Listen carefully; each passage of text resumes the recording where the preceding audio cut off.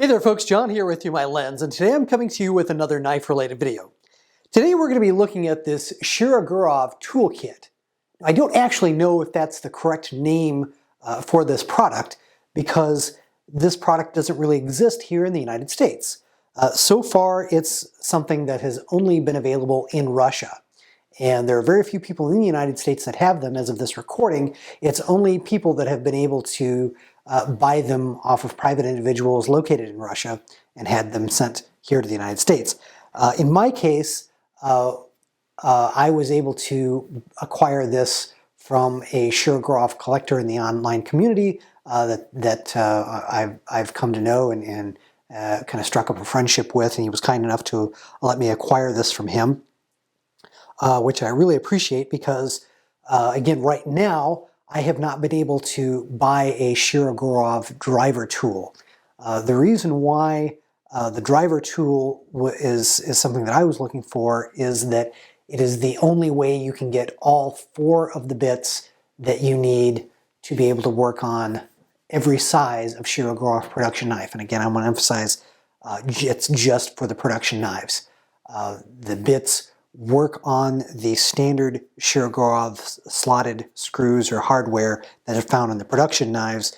The custom division knives and some of the customs and so forth use different hardware, different proprietary hardware, and actually require different tools. There's a specific pen tool for custom division knives that has the correct bits, which are actually kind of an inverse of the production screws and bits.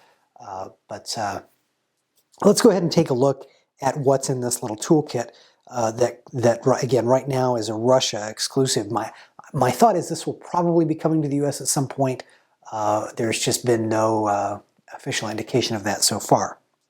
So the toolkit is 2 tools that come in this leather pouch. I believe it's real leather. It's very high quality. This is as nice of a little leather pouch like this as I've ever seen. On the front side, I guess the presentation size, you do have the Shirogorov Bear logo, which I believe you can see there in the bottom right hand corner. On the back, the maker of the pouch here, I'm sure Shirogorov outsourced this. The name is Kova Design.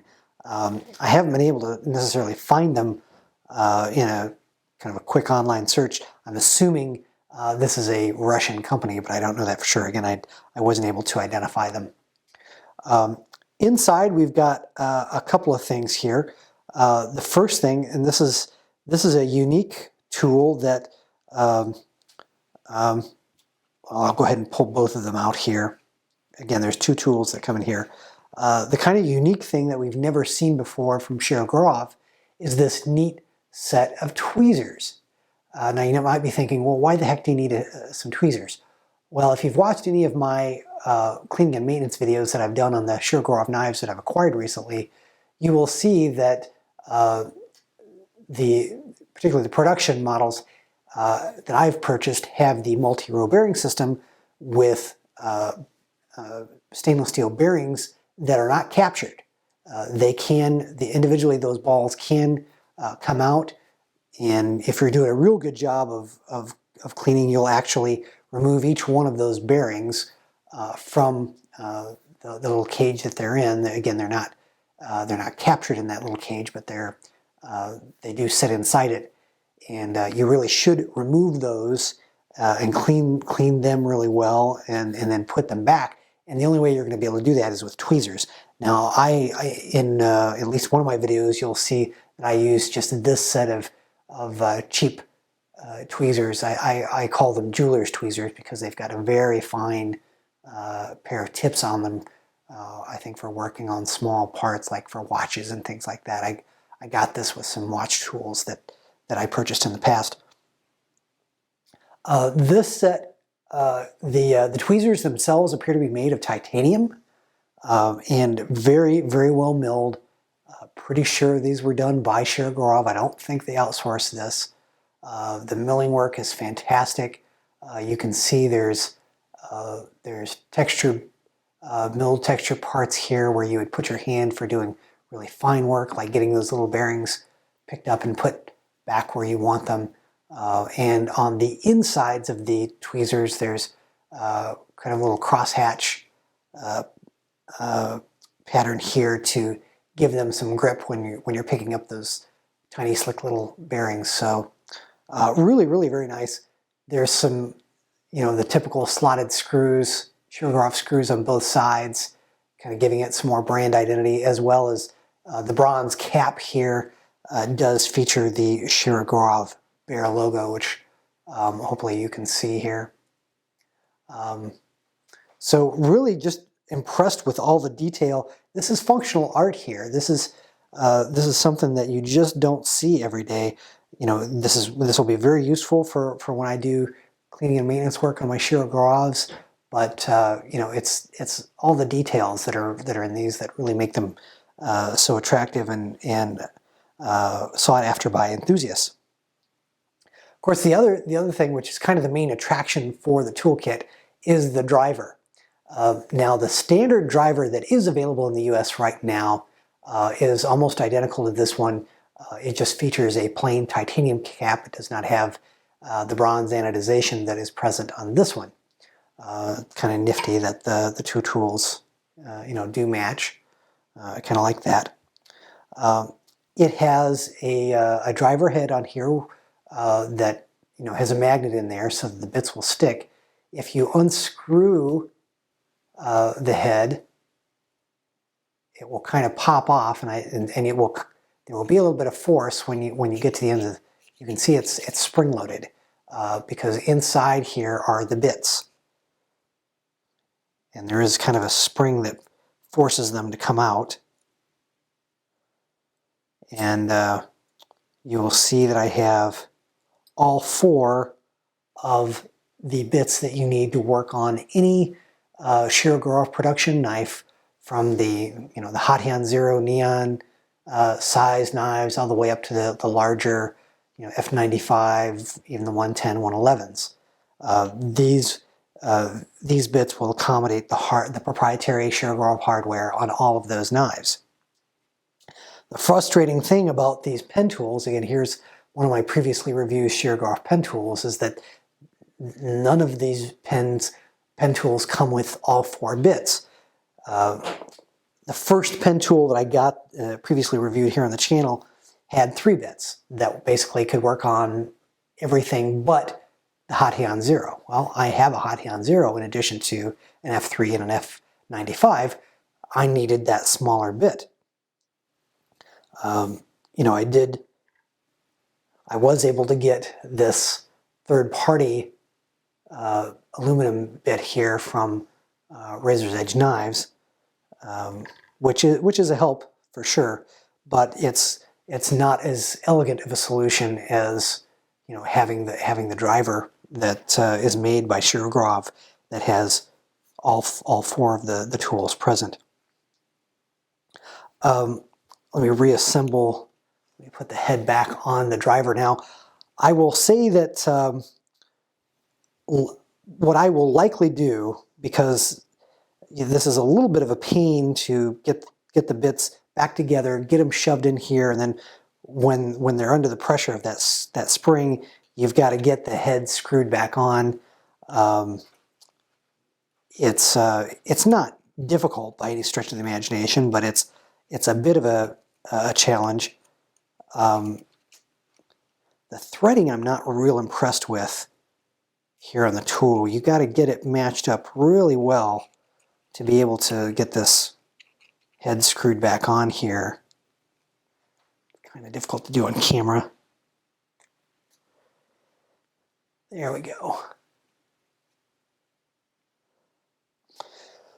So what I will probably do is not store the bits in the driver. I think it'll be quicker and easier for me to put them in this kind of bit spindle that I have with all my other Weehaw bits. They will fit just fine in this guy. May need to put them in upside down, which is fine. The other thing that I find curious is that some of the bits have an identifier on them and others don't. These two do, this one I don't know if you can see is marked P3. This one is marked P4.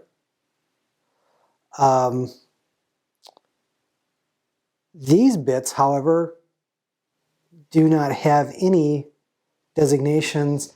These are ones that are hollowed out on the ends so they can accommodate bits inside them, but on the sides they don't have any kind of demarcation or identification as well. I don't know why that is. I would assume the large one is probably P1. It's probably the most useful one.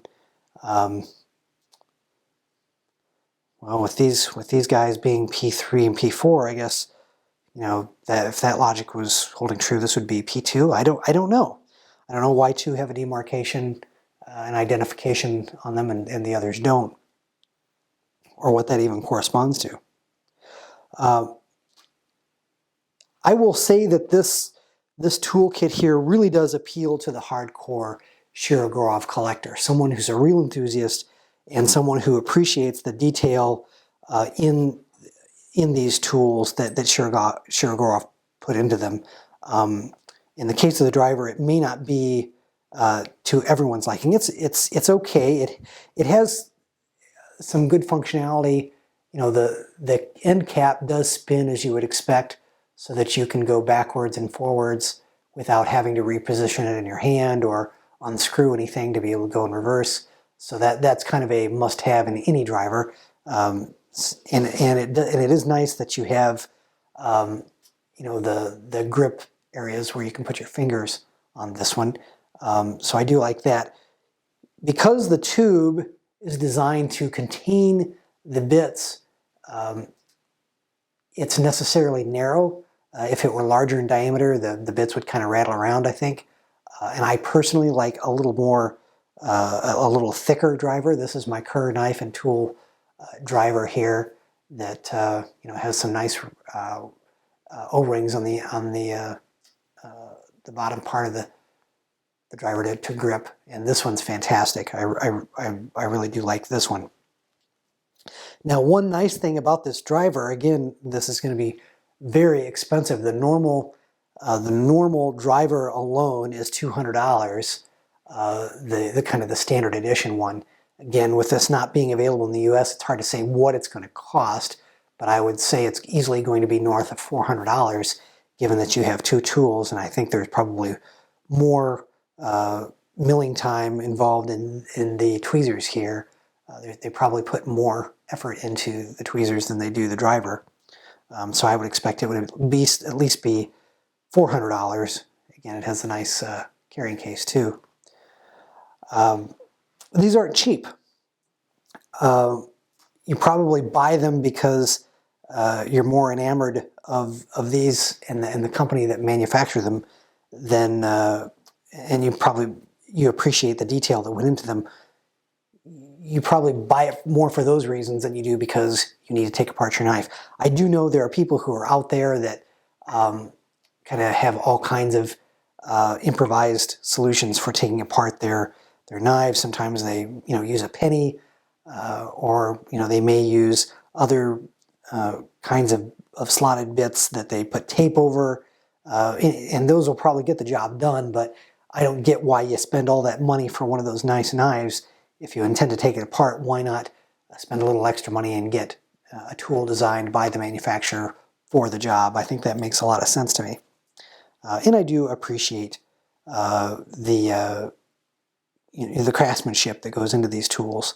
They're just, they're neat, they're pretty. I think they're really cool. Again, don't know at this point if and when this toolkit will be available in the US, but we'll kind of keep our fingers crossed that they do come, because I think they are fantastic tools. Well, there you have it. There is my review of the Shirogorov toolkit. Hope you've enjoyed the video. Take care. God bless. We'll see you in the next one. I hope you've enjoyed this production from the Through My Lens YouTube channel. If you did, please click on the like button and do share the video on social media. If you'd like to see more content like it, please do subscribe to the channel, follow me on Instagram and Facebook, and do check out Through My Lens at www.throughmylens.org.